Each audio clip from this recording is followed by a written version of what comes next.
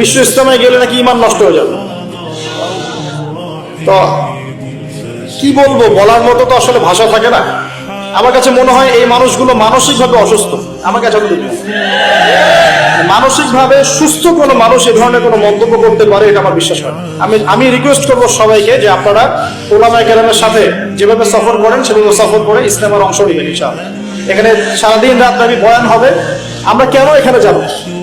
এখানে যাব এই কারণে যে ইমানের রিচার্জ করতে হয়। ইমান কি করতে হয়?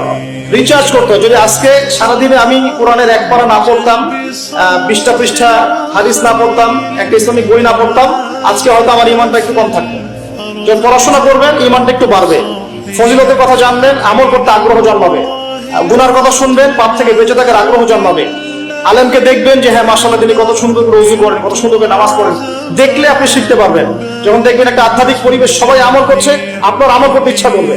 এভাবেই তো আস্তে আস্তে মানুষ পবিত্রতা অর্জন করে, পরিশুদ্ধতা অর্জন করে। একা একা কি করতে পারে? অতএব এই ঐক্যবদ্ধ যে মিলনায়তন দিনের ক্ষেত্রে, এই মিলনায়তন গুলোর ক্ষেত্রে আমাদের সবাইকে অংশগ্রহণ করার চেষ্টা করতে হবে। আল্লাহ তৌফিক এনায়েত করুন।